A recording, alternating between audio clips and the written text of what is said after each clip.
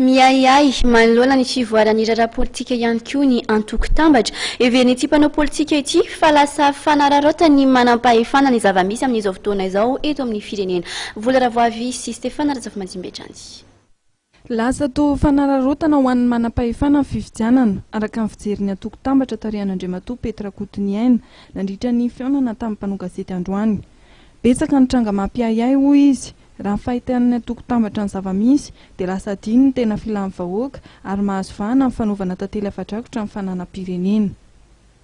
Tsisy miteny ny fanjakana ny tompon'andraikitra. Ahoana moa no iaken'olona hoe vola hoentina hatany tamatavy hoentina eto Antananarivo 232 milliards d'ariary. Dia sisy miteny very hoe sy very fa nisy nomena anazy.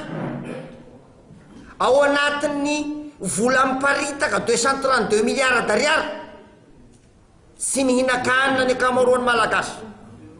Maharary ny asan-dahalony ny ambanivohitra dia hoe sy misy ny vola ampiasana ny mpitandro ny filamina.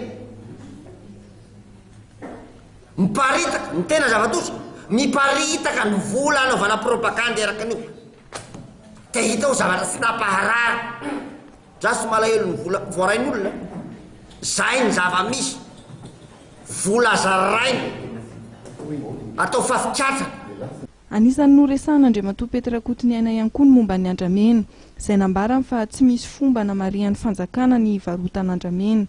Nosirita fa tsy voaharo ary tsy mazava ny fomba fandaniana ny volam-panjakana. Momba ny fandriampahalemana sy ny fitsaram-bahoaka izay nahazo vahana tatoato dia manana ny ambarany ny antoko-tambatra. Zavatra nitranga tany Nosy-be, nitranga tany Kalamavony, nitranga tany Ambilobe. Dia mibaribary sy matoko fanjakana sonina. Very hasina ny mpitandro ny filamina, very hasina ny fisarana. Tia vola loatra. Sy marara ny zavatra manahirana an'io. Mety azosika tenenina hoe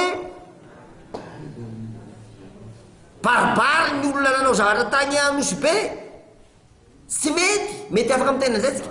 Fa mba fantatsika efa zao. Talohan'ny zavatra nisy tamin'ny Nosy-be iny, efa be dia be ny olona very tany sy hita. Sy manao réaction ny fanjakana. Sy mandraindraika ny tompon'andraikitra ny mpitandro ny filamina, ny mpisara. Rehefa nitranga iny hoe sy azo ekena ny justice populaire. Tompon'andraikitra voalohany ny fanjakana, ny fisarana, ny mpitandro ny filamina. Ho an'ny antoko-tambatra dia tsy hitondra soan'ny firenena ny fifidianana raha ny fivoarany raharaha amin'izao fotoana izao no jerena. Nanao antsoavy ny tokony hijoroan'ny folo alindà ho tena tandroka ary ny vozona ny antoko-tambatra arak'izany.